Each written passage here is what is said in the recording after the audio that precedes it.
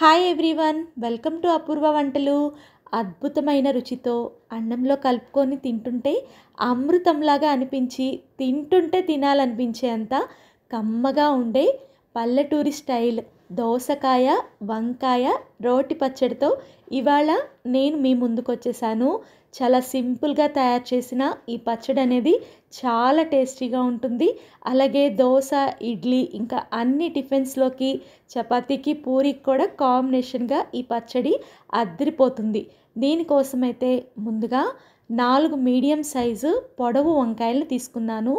అలాగే ఒక medium size పండు దోసకాయని తీసుకున్నాను. ఇంకా 2 పండిన టమాటాలని తీసుకున్నాను. పండిన టమాటాలు అలాగే పండు దోసకాయ వేస్తేనే ఈ పచ్చడి రుచి మరింత బాగుంటుంది, గుర్తుంచుకోండి. అలాగే ఒక 15 నుంచి 20 వరకు కారం గల పచ్చిమిరపకాయల్ని తీసుకోండి.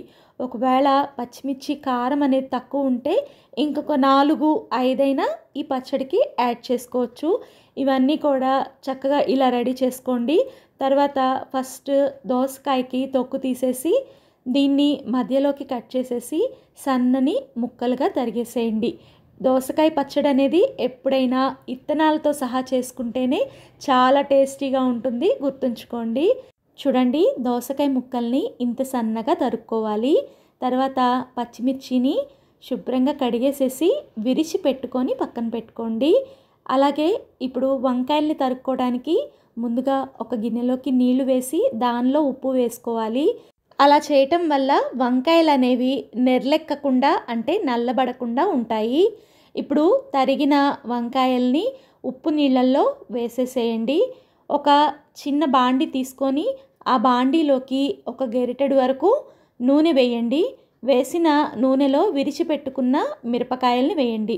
మిరపకాయలు ఇలా విరిచిపెట్టుకోవడం వల్ల పేలకుండా ఉంటాయి.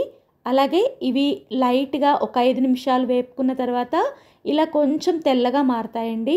అప్పుడు దీనిలోకి తరిగి పెట్టుకున్న వంకాయలు అలాగే తరిగి పెట్టుకున్న టమాటా ముక్కలు, 1 టేబుల్ స్పూన్ నిండుగా క్రిస్టల్ సాల్ట్ని వేసేసి ఇదంతా కూడా బాగా కలిసే విధంగా గెరిటతో మిక్స్ చేసుకొని మూత పెట్టి మీడియం ఫ్లేమ్లో ఒక 10 నిమిషాల పాటు మగ్గించుకోండి. చూడండి, 10 నిమిషాల తర్వాత చూస్తే చక్కగా వంకాయ, టమాటా అలాగే పచ్చిమిర్చి పూర్తిగా మగ్గిపోయినాయి. వంకాయ అలాగే టమాటా వేయటం వల్ల ఈ పచ్చడికి గుజ్జు అనేది అంటే గ్రేవీ అనేది లైట్గా వస్తుంది. ఇంకా దీన్నైతే పూర్తిగా చల్లారి పెట్టుకోండి. ఈ లోపల ఒక బాండీలో 1 టేబుల్ స్పూన్ వరకు నూనెని వేసి అది వేడెక్కిన తర్వాత ఒక గుప్పెడు వరకు శనక్కాయ ఇత్తనాల్ని వేసేసేయండి. అంటే ఒక 4 టేబుల్ స్పూన్లు. అవి కొంచెం రోస్ట్ అయిన తర్వాత దీనిలో 1 టేబుల్ స్పూన్ నిండుగా ధనియాల్ని వేయండి. ధనియాలు 2 నిమిషాలు వేయించుకున్న తర్వాత 1/2 టేబుల్ స్పూన్ వరకు జీలకర్రని వేయండి. జీలకర్రని కూడా మంటని సిమ్లో పెట్టుకొని 2-3 నిమిషాల పాటు వేపుకొని లాస్ట్గా పొట్టు తీసిన 5-6 వెల్లుల్లి రెబ్బలు అలాగే కడిగి పెట్టుకున్న 2 రెమ్మల వరకు కరివేపాకు ఇంకా ఒక 2 రెమ్మల చింతపండును కూడా పెట్టేసి ఒకసారి ఇదంతా బాగా కలిసేటట్టు మిక్స్ చేసుకొని చల్లార పెట్టుకున్న తర్వాత దీన్ని మిక్సీ జార్లోకి వేసేసుకొని ఫైన్గా మిక్సీ పట్టుకోండి. ఇక్కడ నేను పచ్చడి ఉడకపెట్టేటప్పుడు ఉప్పు వేసా కదండి, అందుకని ఇప్పుడు వేయలేదు. అలాగే ఉడకపెట్టుకున్న వంకాయ, పచ్చిమిర్చి, టమాటా కట్ చేసుకున్న దోసకాయ ముక్కల్లో సగం మాత్రమే దీనిలో వేసేసి మిగతా సగం పక్కన పెట్టేసుకోండి. ఇప్పుడు ఈ పచ్చడిని అంతా కూడా ఫైన్గా మిక్సీ పట్టుకోవడమే. ఉప్పు అనేది మీరు ఇంకా చాలలేదు అనుకుంటే ఈ టైంలో అడ్జస్ట్ చేసి ఇలా ఫైన్గా మిక్సీ పట్టుకోవచ్చు.